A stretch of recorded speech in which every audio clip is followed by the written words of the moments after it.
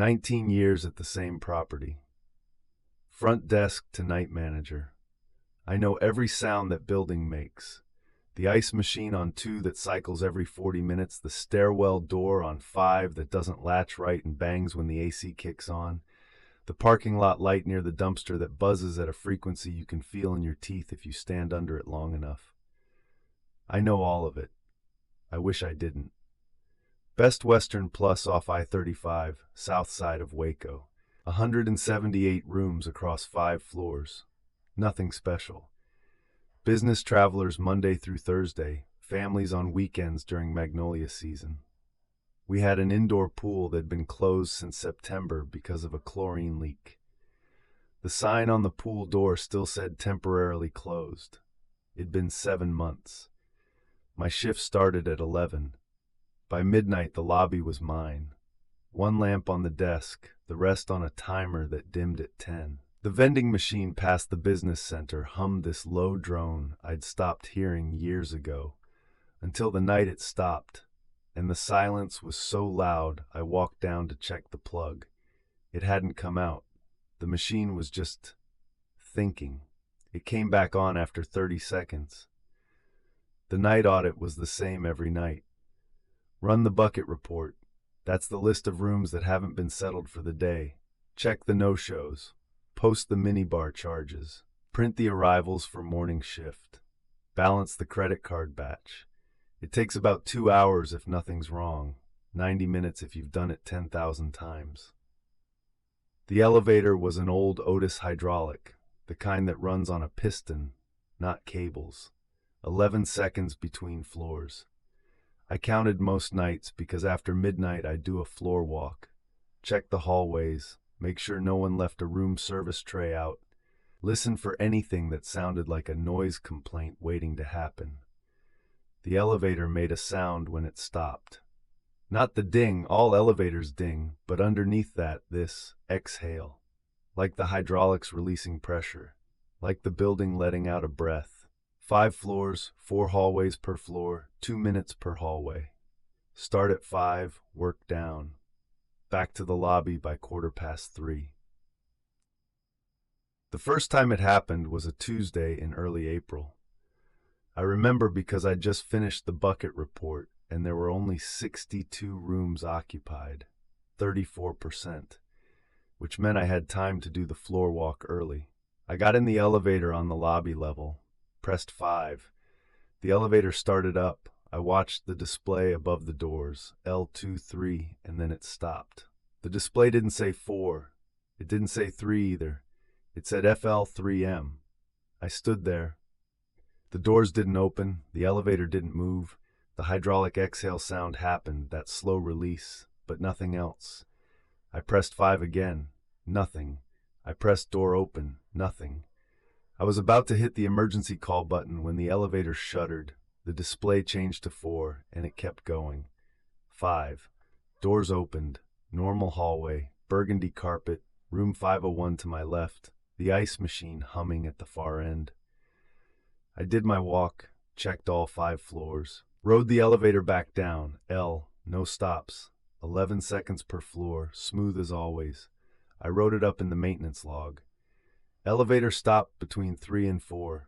Display error, showed FL3M, doors did not open, resumed after approx 8 seconds. I left it for Ray, the maintenance guy. Ray checked it the next afternoon.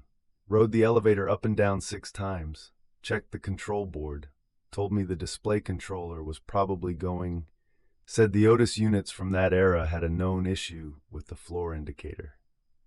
He'd order the part. He didn't seem concerned. I wasn't concerned either. Not then. What bothered me, and I didn't put this in the log because it didn't seem like a maintenance issue, was the smell. When the elevator stopped at 3M, just for those 8 seconds, there was a smell. Not the usual elevator smell. Carpet cleaner and hydraulic fluid and whatever's ground into the tracks. This was different. Sweet. Chemical. Like something burning that had already burned a long time ago. I told myself it was the adhesive, the old carpet adhesive under the floor tiles.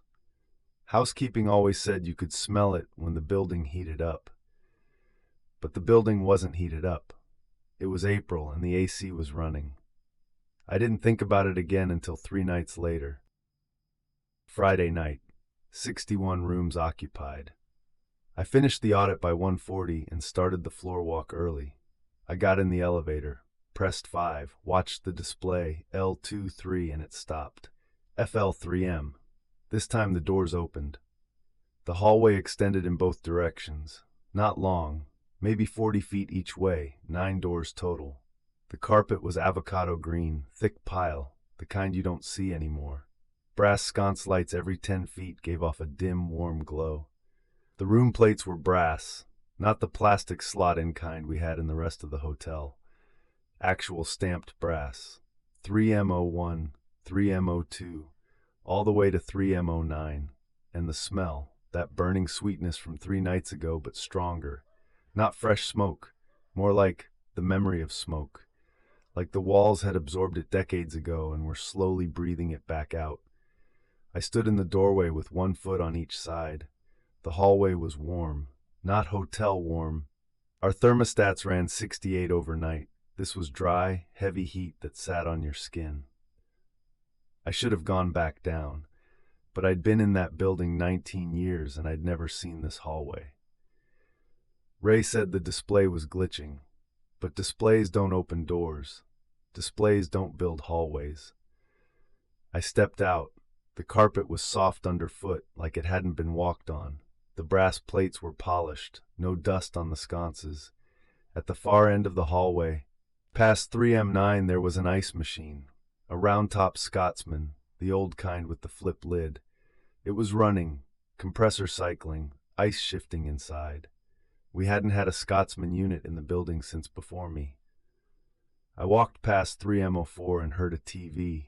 Low volume, the sound a TV makes at 2 a.m. when someone fell asleep watching. Soft static hiss under a late-night broadcast tone. I put my ear against the door, definitely on. I knocked. 2 knocks, firm but not aggressive. Front desk, just checking in. Nothing. The TV kept going. I tried the handle, locked. I didn't have a key card for 3M anything. The Onity encoder at the front desk didn't have a 3M block in the menu. No way to make a card for these rooms. I walked back to the elevator. The doors were still open, waiting. I got in, pressed L. The doors closed. The display went 432 L, normal. The lobby was the same. My coffee was still warm on the desk. I sat down and opened the PMS. I don't know why. Habit, maybe. Or the part of my brain that needed the system to tell me what was real.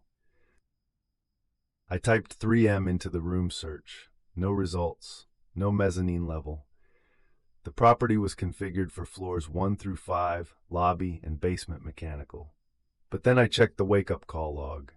9 entries. Rooms 3M01 through 3M09. All scheduled for 6 a.m. November 12th. No year. The status column said pending. The log went back to the system installation in 2003.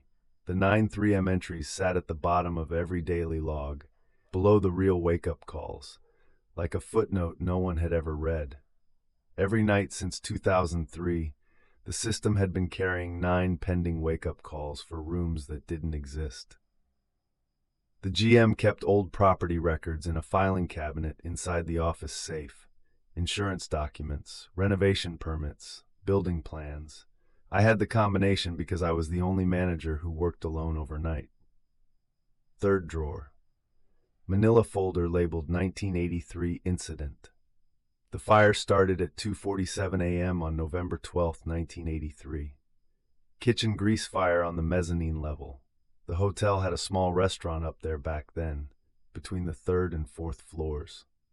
The fire spread through the ventilation system into the mezzanine guest rooms. 9 rooms, 3M01 through 3M09. All 9 were occupied. All 9 guests died.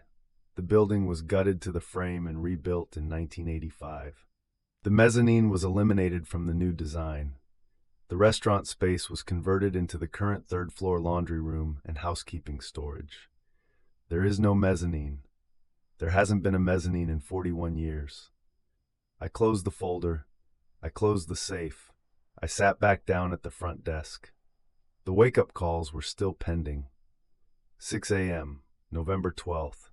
9 rooms. I looked at the clock. It was 3:14 a.m. I don't know why I went back to the elevator.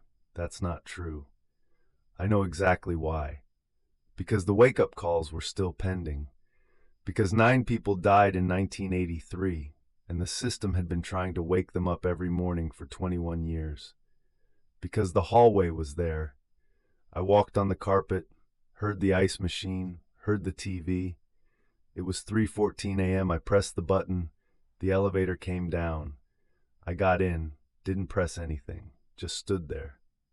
The doors closed. The elevator went up. 2-3. FL3M. The doors opened. The hallway was different. The sconce lights were brighter, not the dim amber from Friday, but a full warm yellow, the kind of light a hallway has when all the rooms are occupied and the hotel is alive. The avocado carpet was the same. The brass plates were the same. But every door, all 9, was open. Not cracked, not ajar, wide open. The doors flat against the interior walls like someone had propped them. And from inside every room the same sound. A TV, volume low, that late-night hum of a channel that's still broadcasting but nobody's watching. I stepped out. The heat was worse, thick, heavy. The smoke smell was stronger. Not a memory anymore. Present, like something burning in the walls. I walked to 3M01. The room was prepared. The bed was turned down, not slept in, turned down. One corner folded back at 45 degrees. A chocolate on the pillow. The TV showed a program I didn't recognize. A man at a news desk, the picture slightly off color, edges soft the way analog signals used to look. On the nightstand next to a wind-up West clocks, there was a wake-up call confirmation slip. Room 3M01. Wake-up call confirmed 6 a.m. And below that, tomorrow's date. I backed out. Every room down the hallway, doors open, beds turned down, TVs on. Wake-up slips on every nightstand. White paper, same position. In 3M05 there was a suitcase, small, brown, hard-shell Samsonite, open on the luggage rack.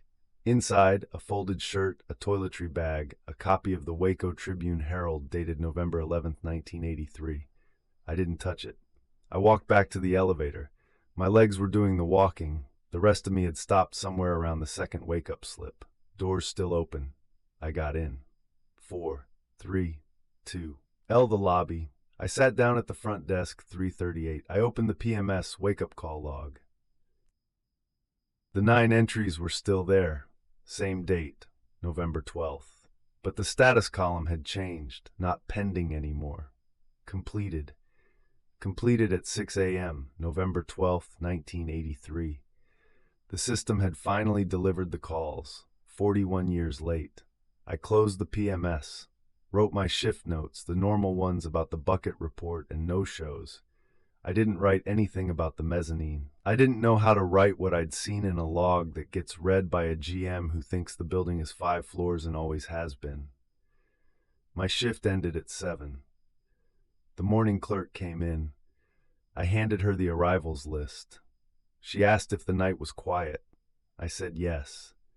I walked to my car. The parking lot was half lit, 3 lamps out since February. The T in the Best Western sign was still burned out.